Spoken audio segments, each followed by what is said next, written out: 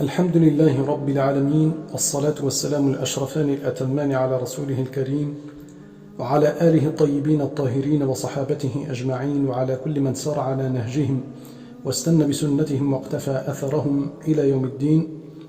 إخوة الإيمان والإسلام، أحييكم بادئ ذي بدء بتحية من عند الله طيبة مباركة، وأسأل الله جل في علاه بعظيم أسمائه وجليل صفاته أن يجمعنا وإياكم على الهدى، وأن يجعلنا ممن يستمعون القول فيتبعون أحسنه، أولئك الذين هداهم الله وأولئك هم أولو الألباب.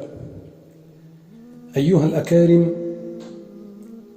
avant de rentrer dans le vif du sujet de cet enregistrement, je voudrais tout d'abord commencer par un petit exemple. Afin qu'un paysan puisse faire une très bonne récolte, il doit tout d'abord choisir le bon moment et les meilleures graines à planter.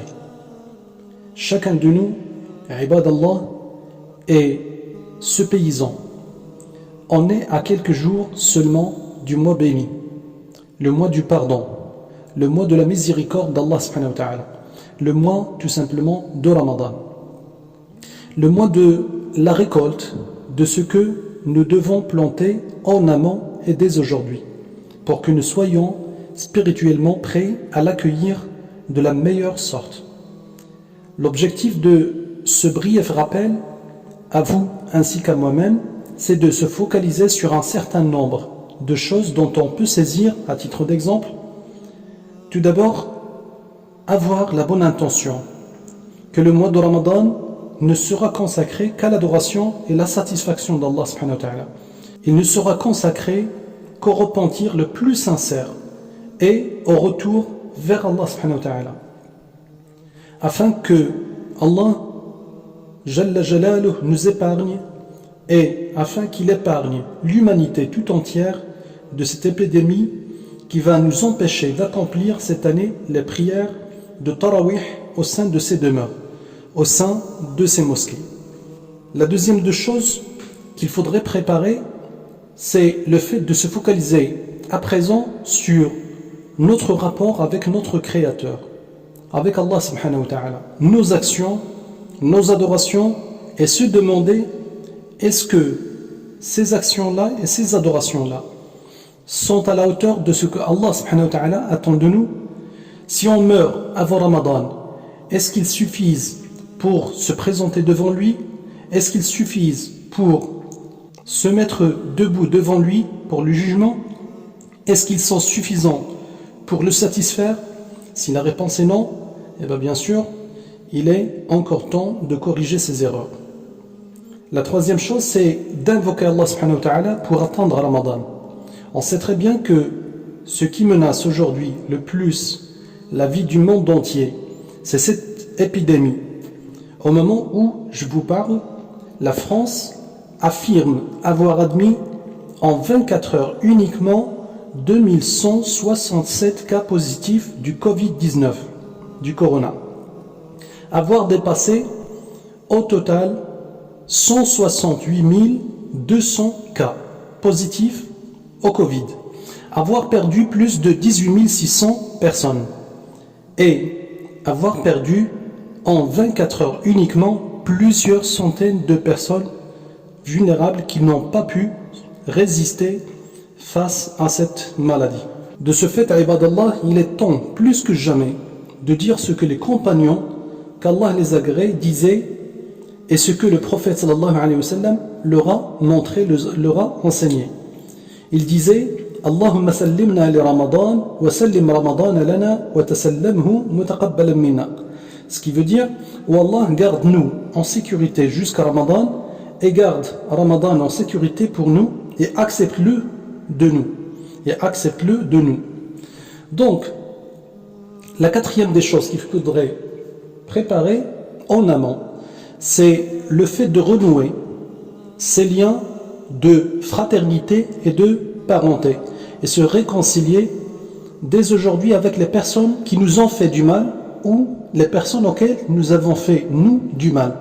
Sinon, nos actions ne seront pas acceptées par Allah subhanahu wa ta'ala pendant ce mois-là. La chose qu'on devrait préparer aussi, c'est d'apprendre en amont certains des mérites du mois de Ramadan qui le distinguent des autres mois de l'année afin d'en profiter de la meilleure façon. Il faut aussi se fixer quelques objectifs avant l'arrivée de Ramadan et planifier un programme spirituel, un programme d'adoration pendant le mois sacré, tel que le nombre de parties du Coran al-Karim, du Coran ou de sourates à lire chaque jour pour achever le Coran al-Karim, le nombre de prières par exemple surérogatoires à accomplir par jour, les invocations à dire à chaque moment de sa journée, contribuer à l'organisation de l'iftar, notamment pour les gens en nécessité, etc., etc. Il y a beaucoup de choses, il y a un tas de choses que nous pouvons mettre en place, que nous pouvons organiser avant l'arrivée de Ramadan, Inch'Allah, pour qu'on passe à l'acte et pour qu'on passe à la pratique pendant le mois béni. Ikhwati wa akhawati fillah, dans quelques jours, un train va arriver et s'arrêtera à la gare juste un petit instant. Il ne va pas s'attarder. Nous serons tous en attente, sauf quelques-uns bien sûr. Certains de ceux qui vont monter à bord vont réussir à atteindre leur destination. Et ils ne sont pas très nombreux. Ils ne sont pas très nombreux, ça il faut le savoir. D'autres vont être choupés en l'absence de leur passe et descendus. Ils vont être descendus par force par les contrôleurs du train au prochain arrêt. Et ce qu'il faudrait savoir, c'est que ce train, c'est le mois de Ramadan. Ayyuhal akarim, c'est le mois béni de Ramadan.